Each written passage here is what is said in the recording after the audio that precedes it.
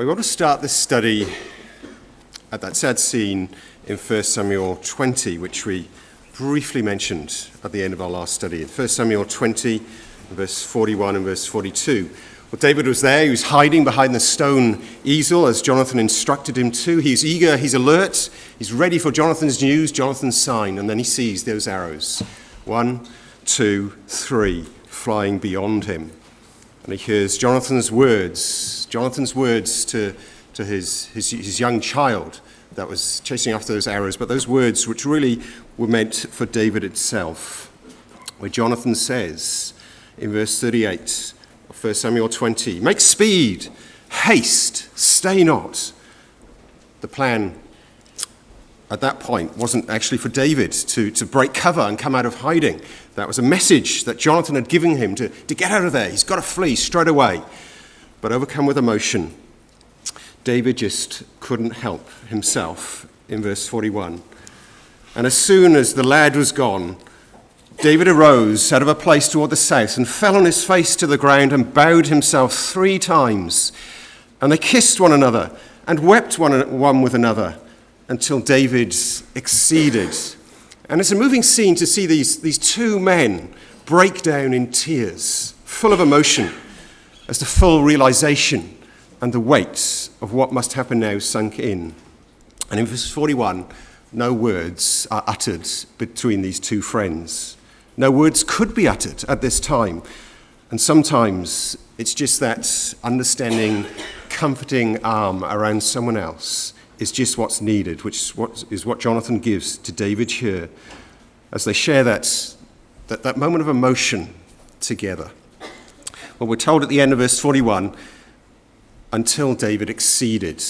The ESV says, David weeping the most. David's there. He's uncontrollable. Tear after tear falls down his face as the gravity of the situation weighs so heavily on him. Until then, finally, Jonathan takes control. Something had to be done. They had to go through with it. They had to go through with what God was directing David to do. And so verse 42 we read, "And Jonathan said to David, 'Go in peace, for as much as we have sworn, both of us, in the name of Yahweh, saying, Yahweh be between me and thee, and between my seed and thy seed forever.' And he arose and departed, and Jonathan went into the city." And so these two godly men, these two great friends, depart their separate ways. David, to begin his life on the run as a fugitive, homeless, hard, difficult life. Jonathan, back to the relative comforts of palace life in Gibeah. Perhaps Jonathan would have been tempted to go with David there in verse 42. Jonathan could just could have thrown the towel in. I mean, his father's just thrown a javelin at him to smite him. His father, Saul, has slurred him and his mother and David. Why doesn't Jonathan just get away with David to provide that support and comfort to David when David's a fugitive? But Jonathan doesn't. At the end of verse 42, Jonathan went into the city. He chooses deliberately not to go with David, but to remain where he was, in Gibeah, with his father, where he would be a positive influence to Saul, to try his very best to halt the madness of the king. It was a hard decision from Jonathan, but very, very wise. He knew what he must do. He must never give up. He must stand by his father, working with him until the end. And then, after verse 42, Jonathan fades from the record. The spotlight turns now to David and Saul in the next few chapters. Jonathan's played his part in the record. He's assisted, he's mentored, he's supported David, he's helped David make the next decision that he had to flee, and he passes from the record, except for a few verses in 1 Samuel 23. Now, before we go there, let's just see what happens next in the story. And hopefully we know the story well. David flees from place to place. So David flees to the priests in Nob, in chapter 21. In desperation, he then goes to the Philistine city of Gath, the hometown of Goliath himself. where he feigns madness and escapes Gath. He then goes to the cave of Adullam, but he doesn't stay there long because he then goes to the hold of Masada, down by the Dead Sea area there.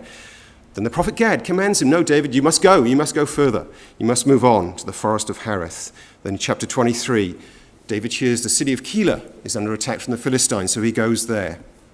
And they rescue the city of Keilah from that threat.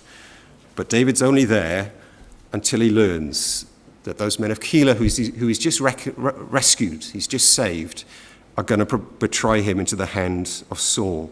And so he and his men flee from Keilah. So it's a difficult time for David. He's moving from place to place. He's sleeping rough at times. He's got 600 men with him. Where's he going to get his next meal from for those 600 men? How is David feeling?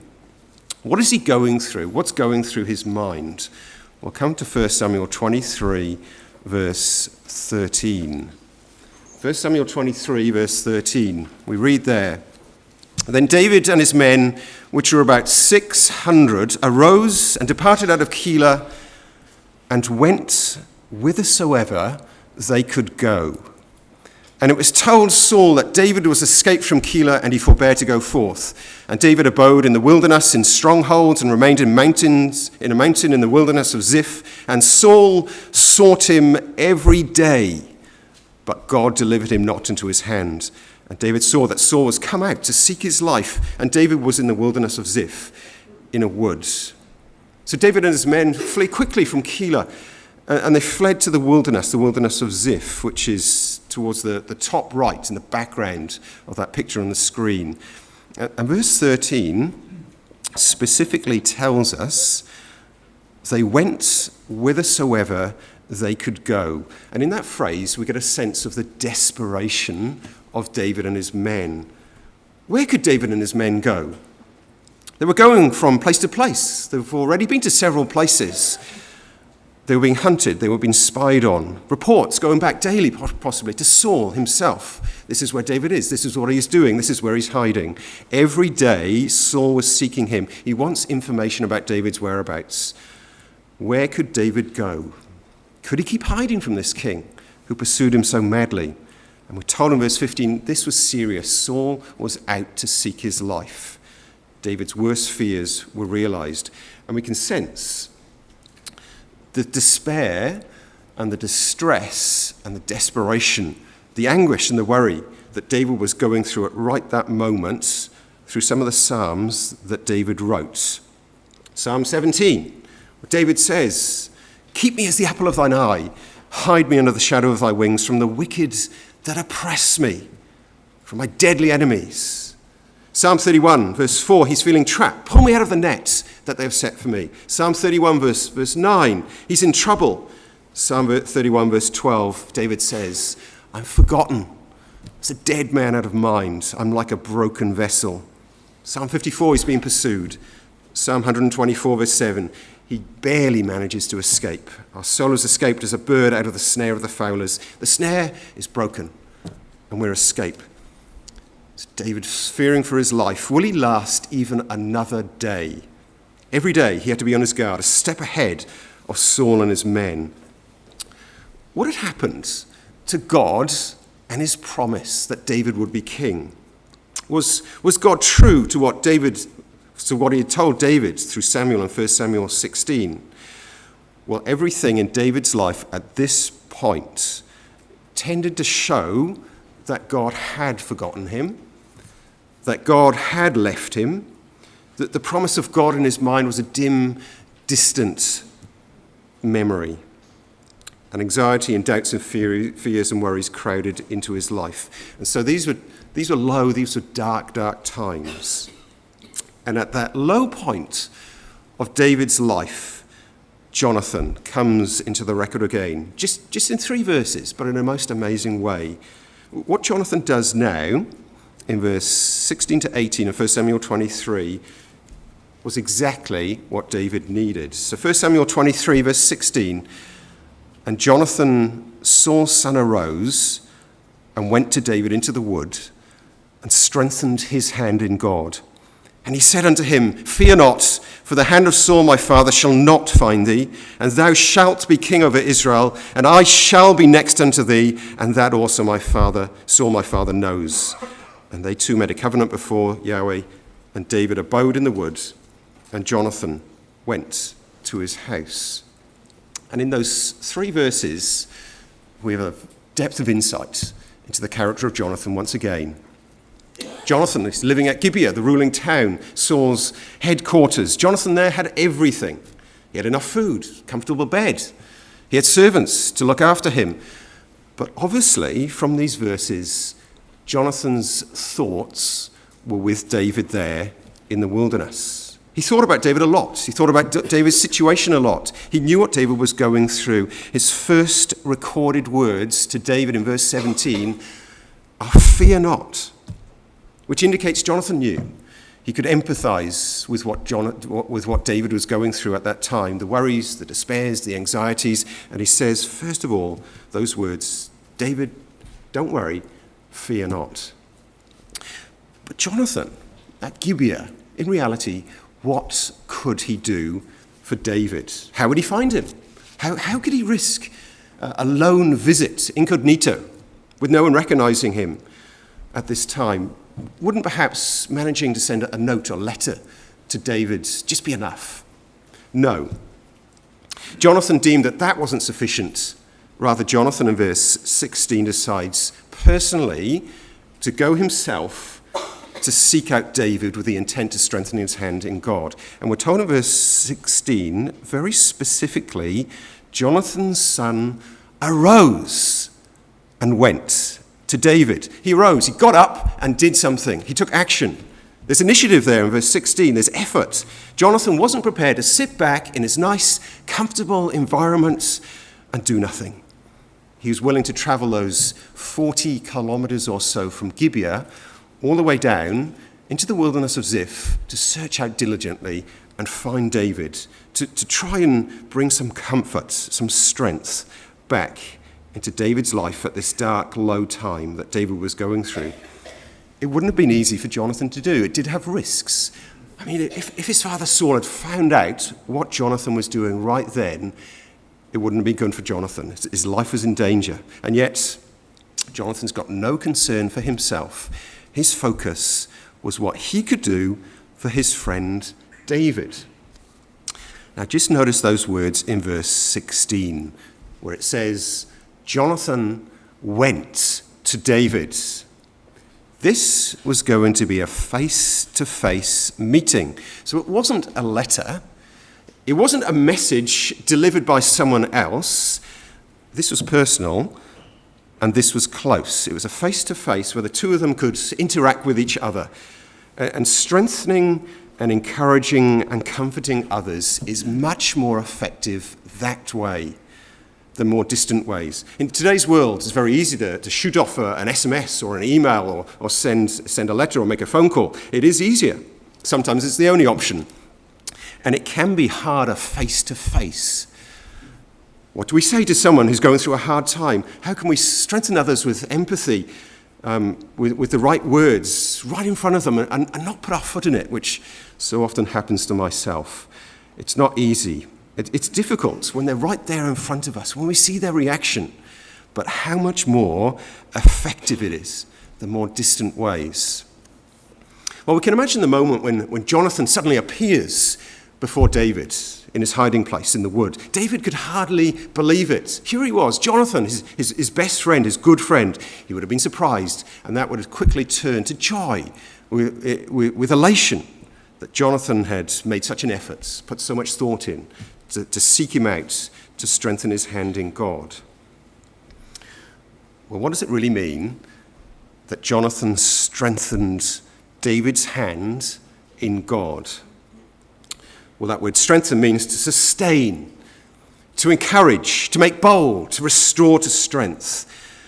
And in Nehemiah 3, which we're not going to turn to, that same word strengthen is translated as the word repair.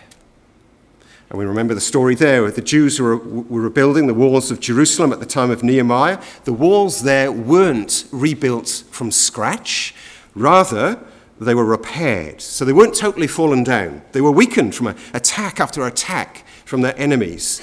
So they needed repairing, building up to their former strength again. And at this point of his life, David was suffering attack after attack on his faith in God. Everything he was going through pointed to the fact that his life was clinging on by a thread, by a knife edge. It seemed as if God had forgotten him, that God had forgotten his promise to him. Doubts and fears would enter his mind. Is God really true to his promise? Will I ever become king? Will I live another day with Saul madly pursuing my life? His faith, his confidence, his trust in God hadn't gone, but it did need repairing. He hadn't lost his trust, but it did need refreshing. It did need encouraging. It did need him building up to its former strength. And Jonathan knew that, and he set David upon his God again. As one translation says, Jonathan made David's hand strong in God. So God is the key to this strengthening, to this repairing, to this upbuilding, to this encouraging. And we can imagine the words of Jonathan to David. David, God is with you. Hang on, don't give up. God has made a promise to you which will come to pass. There's no doubt about that. David, look beyond these dark, dark times to a far better future time. Focus on the vision in front of you. In that way, Jonathan strengthened David's hand in God. And to do that, Jonathan had to be strong in God himself. He had to be absolutely sure and positive in Yahweh, which Jonathan was. This visit here in the wood to David wasn't just a visit with hollow, empty words of comfort based on human thought and reasoning. It was based on the strong, firm, solid, immovable foundation of Almighty God, who is the true source of comfort. Well, exactly how does Jonathan go about strengthening David's hand in God? How can we learn from him? Well, verse 17. Jonathan said to David, "Fear not, for the hand of Saul my father shall not find thee, and thou shalt be king over Israel, and I shall be next unto thee, and that also Saul my father knows." So as we saw before, as we mentioned, David starts with those words, "Fear not," which shows Jonathan understood the agony, the fears David was going through. But there was no need to worry. There's no need to be anxious. Jonathan's got that empathy. He's got that compassion. And then Jonathan, in verse 17, provides three definite, confident statements why David didn't need to fear. First statement, "The hand of Saul my father shall not find thee." Second statement, "Thou shalt be king in Israel." Third statement, "I shall be next unto thee." So, David doesn't need to fear, first of all, because the hand of Saul, Jonathan's father, shall not find David. And in that phrase, Jonathan deals with the immediate issue. The immediate problem facing David, the big fear he was facing right at that very moment, a man hunting him down to kill him, to wipe him off the face of the earth. Well, just notice in that phrase, Jonathan doesn't shy away from calling Saul his father. Jonathan still maintains that connection, that association with his father. No doubt Jonathan is disappointed in his father. He didn't agree with what Saul was doing at all. And it was such a marked contrast between father and son. Saul's hand, we read in verse 14, sought David every day. Yet Jonathan, in verse 16, strengthened David's hand in God. You couldn't get a more marked contrast between father and son. So first of all, Jonathan in verse 17 deals with the present situation. You won't die, David. Saul won't find you. It just won't happen. Well, Jonathan could be so sure about that because of the next definite statement in verse 17. "Thou, David, shalt be king over Israel." So Jonathan emphatically reminds David that David has been anointed to be king by God's prophet Samuel, back in 1 Samuel 16, which no doubt David had told Jonathan all about. Jonathan reminds David of God's intent and promise. David will be the next ruler over Israel. He seeks to refresh David once again in that fact. David, you are going to be king. Whatever happens, God has said so, it will happen. And so in doing that, Jonathan lifts David's mind to a future point of time, to a better future. We can imagine his words. It's coming, David. Hold fast. Look forward. Look forward to that time. Just a few years' time, maybe. You're going to get through these evil, dark days. You are going to be king. Well, for us, God's promises, God's assurances, well, they do come under attack in our lives at times. God's promises can be pushed back into our minds, into the depths of our minds, when we possibly might forget them, when everything around us seems to be opposite to what God has promised. Doubts can arise, fears can arise, anxieties can arise. But Jonathan teaches us, be refreshed. Make them alive again in our minds. Be certain about them. Hold on to them and grasp them firmly. And how wonderful it is to have someone like Jonathan to do that for us. And how wonderful it is if we can do that for our brothers and sisters, our friends, and our young people.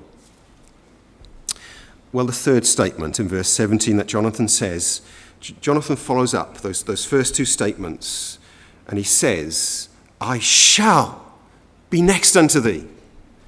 The first two statements in verse 17 concern only David. Fear not, the hand of my Saul, my father, shall not find thee. It's about David himself. Thou shalt be king over Israel. David, it's just about David.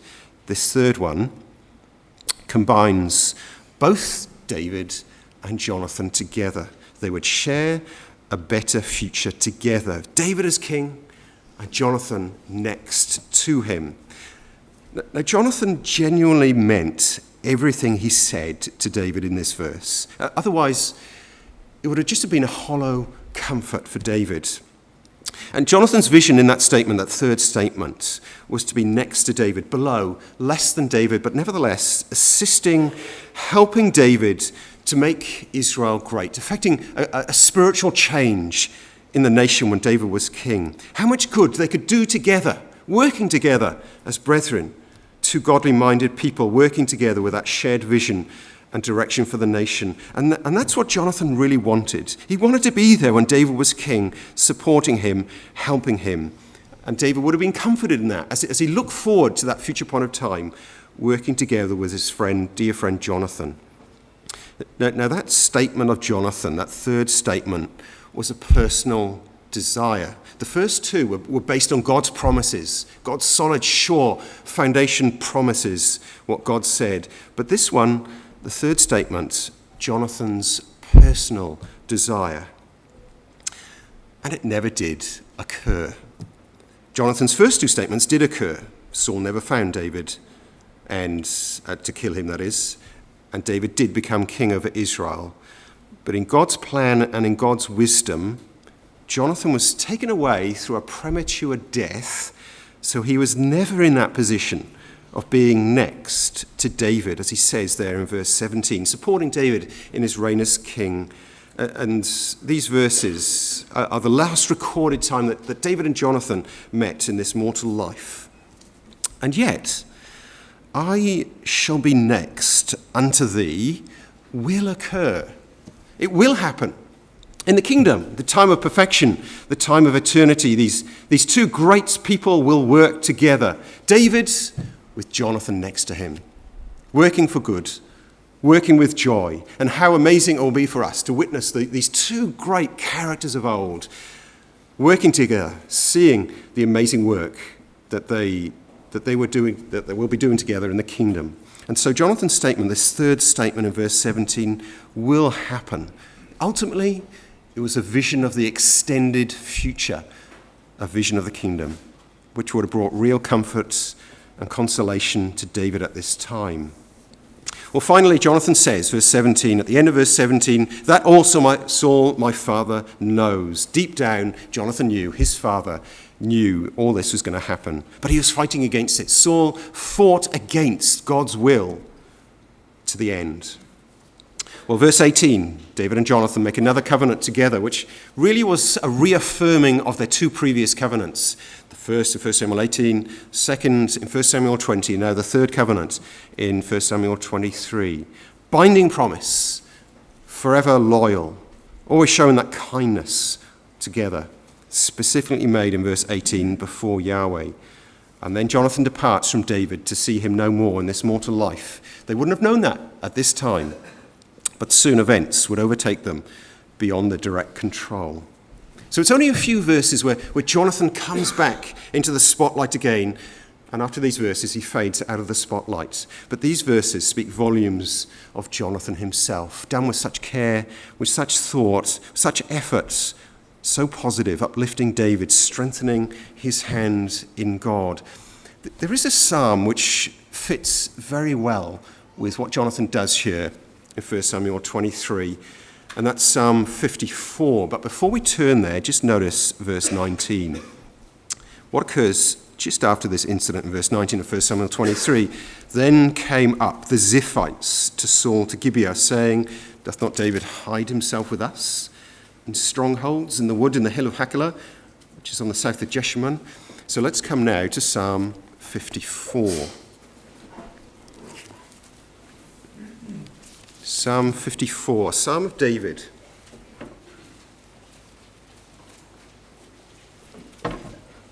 And it's actually a mashkal, Psalm of David, one of 13 teaching instruction psalms that we have.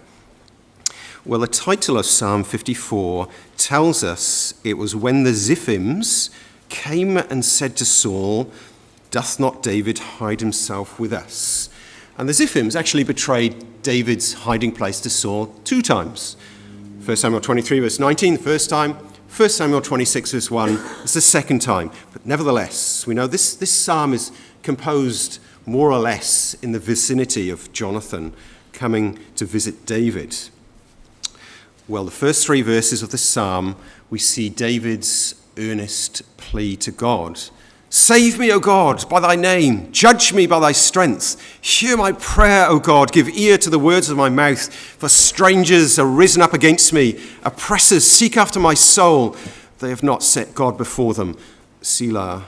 And so David here cries for God to save him. And the reason was that oppressors were seeking after his life. And so he's pouring out his complaint to God before the Almighty. He lets God know exactly how he's feeling, what's happening in his life, the difficulty he's facing, and his innermost feelings. And then in verse 4, the tone of the psalm changes. Behold, God is mine helper. The Lord is with them that uphold my soul. And then the rest of the psalm continues on that calm, hopeful, positive note. Verse 5, he shall reward evil unto mine enemies and cut them off in thy truth. I will freely sacrifice unto thee. I will praise thy name, O Yahweh, for it is good. For he hath delivered me out of all trouble, and mine eye hath seen his desire upon mine enemies. What's changed between the start and the end of the psalm? What has quietened David's mind in this psalm? How has his perception and perspective changed so abruptly? And it's because of verse 4. The first part of verse 4, positive statement of confidence and hope in God. God is mine helper. God is the ultimate source of help and strength. God supports, bears up, refreshes, comforts, sustains, which is amazing to consider. God is so great and powerful, and yet God does that. Well, another way that God helps is in the second part of verse 4, which now is widened to include others as well.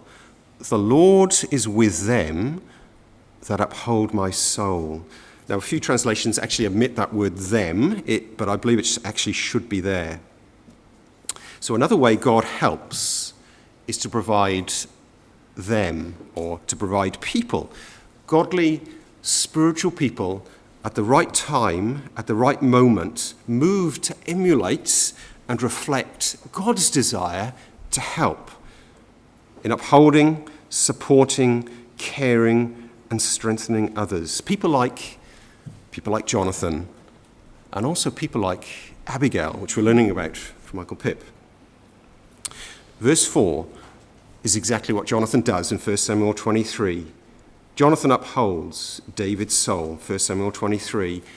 After that moment in 1 Samuel 23, David's mind was quieted, it was refreshed, it was encouraged, it was strengthened, it was returned to being back to be absolutely positive in his God, that God would deliver him out of all his troubles, that God's promises would come to pass. And that's the way, and that's what Jonathan's work did. His role was there in 1 Samuel 23. What Jonathan did there was really, really precious to David, strengthening his hand in God. And the powerful thing is that all of us can be part of the them in verse 4. It's not limited at all. It's them that uphold people's soul. We can go out of our way, like Jonathan, to personally comfort and strengthen our brothers and our sisters, to talk positively to them, to allay their fears through the sure and steadfast promises of God in a genuinely caring and loving way. It's a positive work in the truth, putting others' best interests at heart first. So the challenge for us is to follow Jonathan in doing what we can to strengthen others' hands in God. Now, the next time we read of Jonathan in the scriptures is his tragic death on the slopes of Mount Gilboa. We're going to go back to 1 Chronicles 10, where the death of Saul and his sons is recorded. So 1 Chronicles 10, verse 1.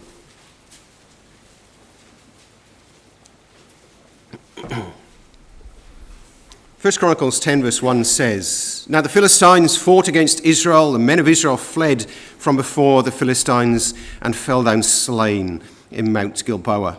And the Philistines followed hard after Saul and after his sons.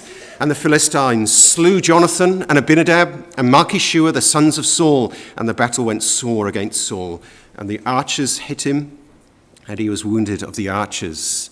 And so the Philistines once again face Israel in battle. And as the two armies engaged in those verses, it was soon obvious that Israel were inferior. They were being dominated, overwhelmed, crushed by the strength of the Philistines. So Israel make a tactical withdrawal to the slopes of Mount Gilboa, but they were chased hard, followed hard by the Philistines in verse 2. And Israel began to give way and panic set in.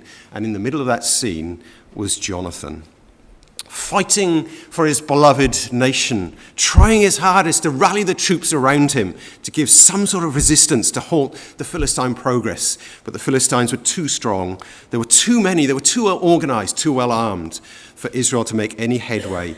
And Jonathan tried his hardest there, expended all his efforts, but was fighting a losing battle. And in the end, he received a killer blow from the Philistines, was slain on those fields on Mount Gilboa, along with his two other brothers, along with Saul and many, many other Israelites.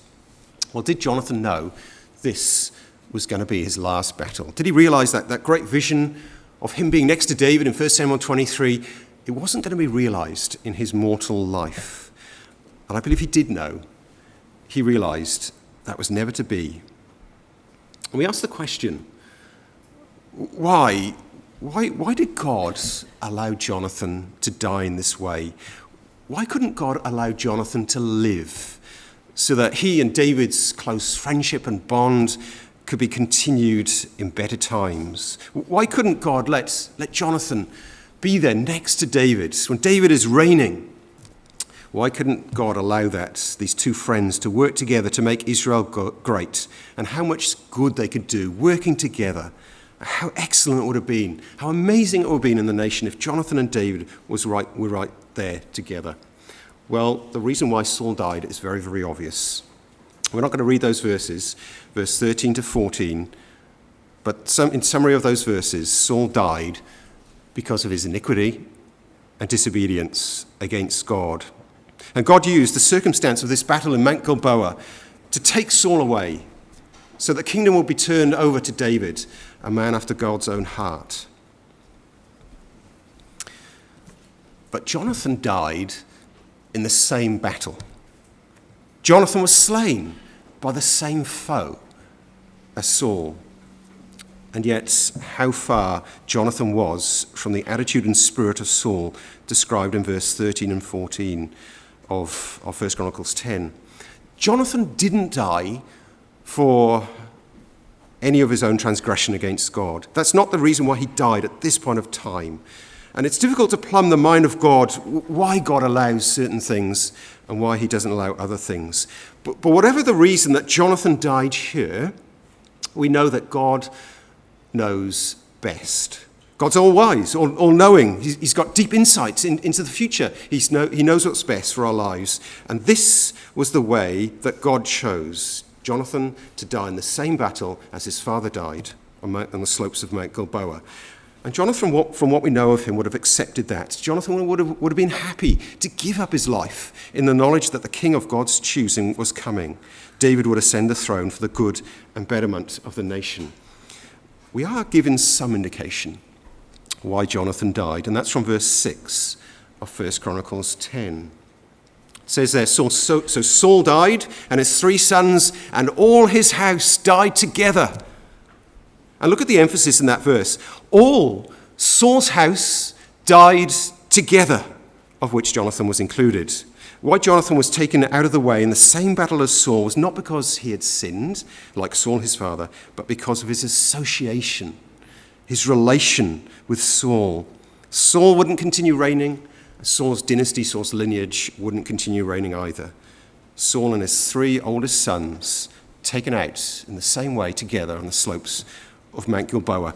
And in a way, we can sense the wisdom of God in this. Although Jonathan himself had no personal ambitions to take the throne, to grasp the kingdom, there were some in Benjamin who did have malicious plans, who could and would have pushed Jonathan up.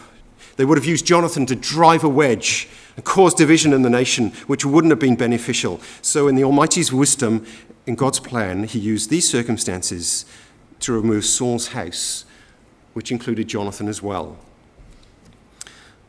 Well, we know what Saul's last thoughts were in his closing moments. We read there in verse 4 of 1 Chronicles 10. This is what Saul was thinking about. In his last moments, then Saul said to his armor-bearer, "Draw thy sword and thrust me through therewith, lest these uncircumcised come and abuse me." So Saul's last thoughts focused on himself. "Draw thy sword and thrust me through therewith, lest these uncircumcised come and abuse me." Saul was focused on about himself. It was all about him. What would happen to him if the Philistines came and found him alive, not able to escape? But what were Jonathan's last thoughts in this battle of Mount Gilboa? In those last few seconds, in those last few minutes of his life, as life was departing from him, as he lay mortally wounded on the fields of Mount Gilboa, and we're not told. We can only imagine what was going on in his mind in these last few moments. Possibly a prayer, a blessing uttered for David and for all Israel. "Almighty Yahweh, be with David your servant, the new king of your choosing. Be with your covenant people of Israel. Build them up in your ways. Grant them deliverance. Grant them peace for your glory and honor." And we don't know what Jonathan's last thoughts were, but we do know what type of character he was, with his godly mind, his focus, his interest for others, for the nation, for God's will to be done. And so on the fields of Mount Gilboa, 1 Chronicles 10, Jonathan's eyes closed and he breathed his last. The life of this great man of faith was over. The end had come. And yet, it wasn't the end for Jonathan. By God's grace, we believe and are sure that God would resurrect Jonathan with many, many other faithful men and women of old. He'll be resurrected at the last day. He'll be granted immortality. He will be in the kingdom. He'll be reunited with David when they together will work together for eternity. Well, our final thoughts will be taken from David's lament in 2 Samuel chapter 1.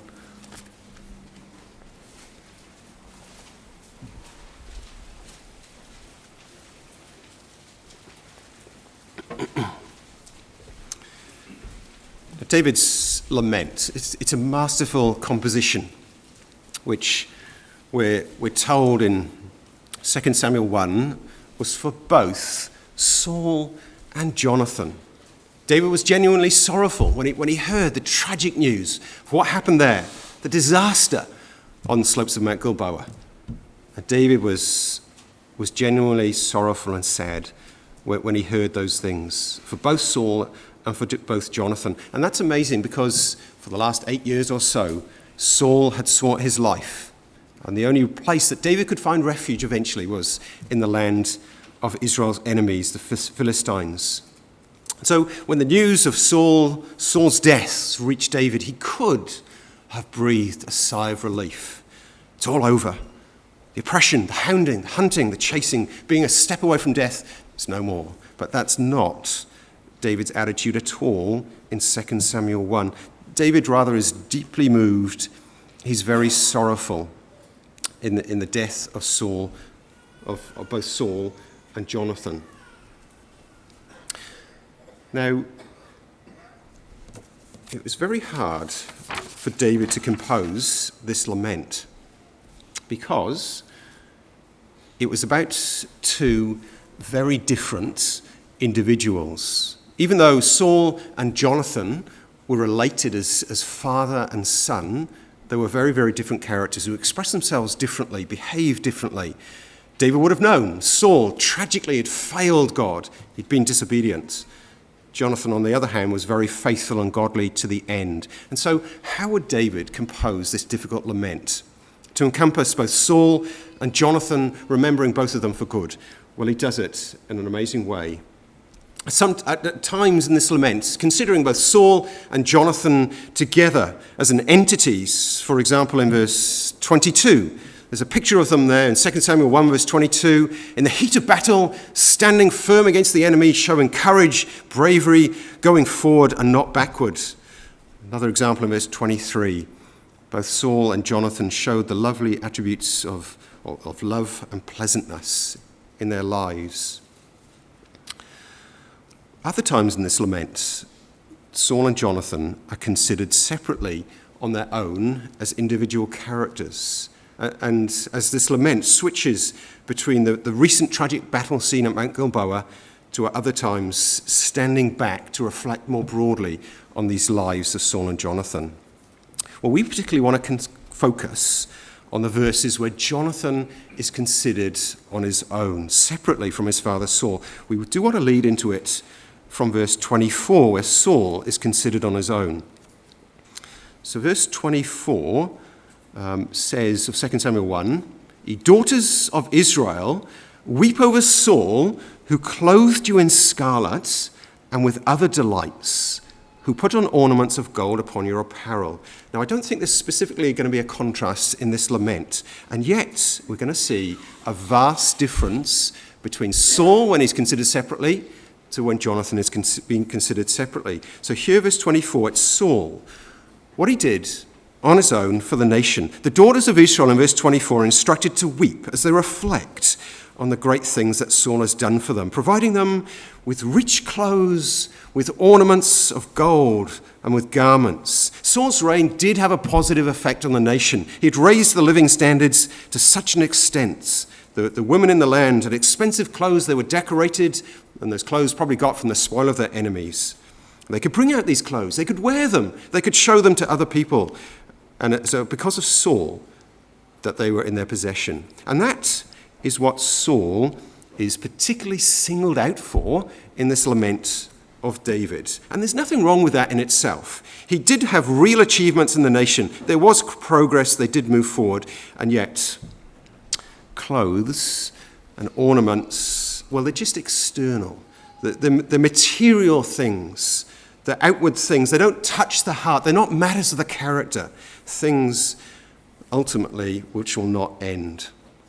But now come to Jonathan, when he's considered on his own in verse 25, where David says those words in verse 25, "How are the mighty fallen in the midst of the battle? O Jonathan, thou wast slain in thine high places. I'm distressed for thee, my brother Jonathan. Very pleasant hast thou been unto me. Thy love to me was wonderful, passing the love of women." And those verses mark a change in this lament. David composed verse 19 to 24 of this lament in a way so that anyone could take those words and chant those words and sing those words, recite that lament. Now in verse 25 and 26, there's a very, very personal section. David here breaks into poignant personal lamentation for his dear friend Jonathan. And we want to note, first of all, there's a significant change in how Jonathan's referred to in verse 26. Jonathan, often throughout this record, has been referred to as Saul's son. And we have examples of that in 2 Samuel 1, verse 5 and 12 and 17. Jonathan, Saul's son. Jonathan, Saul's son. Now in verse 26, it's not Jonathan, Saul's son, but my brother, Jonathan. Jonathan stands on his own, in his own rights, in his own person, as David's dear brother. Close relationship, close bond. And in verse 26, what Jonathan is particularly remembered for by David is for two things which relate to his character and to his attitudes. ESV puts it, very pleasant have you been to me. Your love to me was extraordinary. Things, characteristics, attributes which are internal, inside, things which last and endure. These are things which David valued far, far more than those gifts of Saul to the daughters of Israel in verse 24. Now, these words of pleasantness and love are very, very special because they're words which are used of the Almighty Lord God himself. We know that God is a God of love. Love of God has been extended to us and all the world around us, especially in his Son. God also is a God of pleasantness, or as the word means, delight, beautiful, agreeable. And just quote you some words from Psalm 27, verse 4, which you probably know, where David talks there in the psalm. He wants to behold the beauty, the pleasantness, the delight of Yahweh, to inquire in his temple. We want to turn to Psalm 16 to see a usage of this word pleasant. Psalm 16, a well-known psalm, looking forward to the resurrection of the Lord Jesus Christ.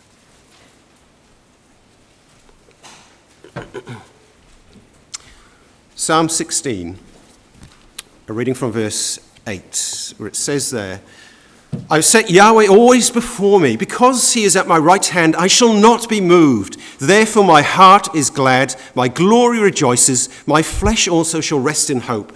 For thou wilt not leave my soul in hell, neither wilt thou suffer thine Holy One to see corruption. Thou wilt show me the path of life. In thy presence is fullness of joy. At thy right hand there are pleasures forevermore. And so this psalm encouraged Jesus to look beyond the trial and the pain, the suffering, to the time of beauty and joy at God's right hand. And it's described in verse 11 as pleasures forevermore, a word closely bound with that word David uses of Jonathan in 2 Samuel 1. It's almost indescribable to understand and contemplate those spiritual pleasures there in verse 11. Jesus ascended to the throne of God, the amazing delight and joy and the happiness he experienced, pleasures forevermore. And those spiritual heights, that spiritual delight could possibly almost seem so distant to us in our mortal lives. But in the future, we are going to experience that in the kingdom of God. In the kingdom, there's going to be pleasures forevermore. But in some small way, we can have a foretaste of that time now in our lives.